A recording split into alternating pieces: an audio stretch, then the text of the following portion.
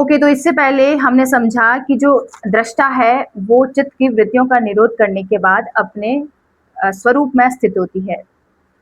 तो क्वेश्चन ये बनता है कि क्या उससे पहले दृष्टा अपने स्वरूप में स्थित नहीं होती है?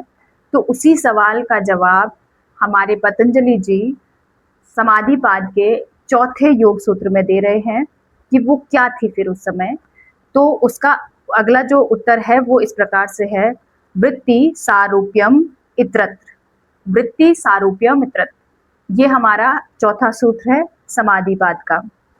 इसको एक एक शब्द को जब हम समझेंगे तो जो लास्ट में इत्रत्र आ रहा है इसका मतलब है दूसरे समय में, यानी कि दूसरे समय का मतलब है कि जब उसका चित्त की वृत्तियों का निरोध नहीं हुआ था उस समय ये जो वृत्ति सारूप्यम, वृत्ति के सदृश्य स्वरूप होता है। जो दृष्टा है उसका स्वरूप कैसे होता है? वृत्ति के स्वरूप होता है। यानी कि हम जो चित्त समझ रहे थे उसमें हमने क्या समझा था कि वो जो भी उसने अभी तक जो भी चीजें देखी है, मेमोरी कार्ड वो बनी हुई है एक हिसाब से, सारी चीजें उसमें स्टोर है, तो उसी के अनुरूप वो खुद को देख रही है कि मेरा स्वरूप यही है, जबकि वास्तव में उसका वो स्वरूप नहीं है, लेकिन उसने उसने उस समय खुद को उसी स्वरूप में मान लिया है। तो यही जो पतंजलि जी है वो यही कहना चाह रहे हैं कि वृत्ति सारूप्य मित्रत्व, यानी कि उस समय वो स्वयं को वृत्ति के स्वरूप ही समझती है।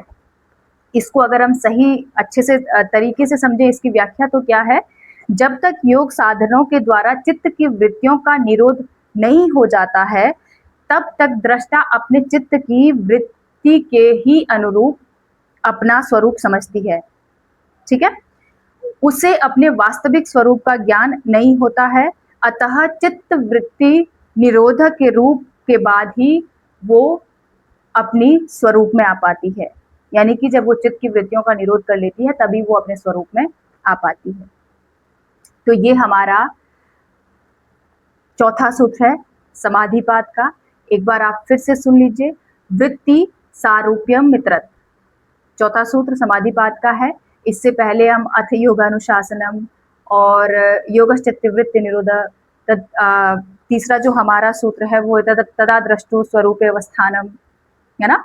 तो हर एक सूत्र में आपको जवाब मिल रहा है, जो भी आपका क्वेश्चन मन में उठ रहा है उसका जवाब आपको नेक्स्ट सूत्र में मिल जा रहा है। इससे पहले जब हम शुरुआत हमने की थी कि अब हम योग को अनुशासित रूप से शुरू करते हैं, उसके बाद हमने सोचा कि जो हमारे मन में क्वेश्चन आया कि ये जो योग है ये क्या होता है, इससे ये क्या होता है। तो योगश्चित्तवृत्ति निरोध, जो चित्त की वृत्तियों का निरोध करता है वही योग होता है। फिर इसके बाद हमने जो तीसरा सूत्र है वो हमने समझा कि जब चित्त की वृत्तियों का निरोध हो जाता है तो फिर उसका परिणाम क्या निकलता है।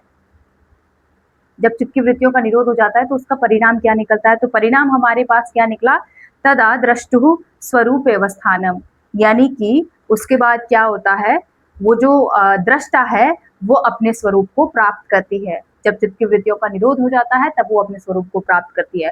फिर क्वेश्चन आता है कि क्या वो इससे पहले अपने स्वरूप को प्राप्त नहीं कर पाई थी, तो वो किस रूप में थी। तो फिर उसका चौथा सूत्र है वृत्ति सारूप्य मित्रत्व।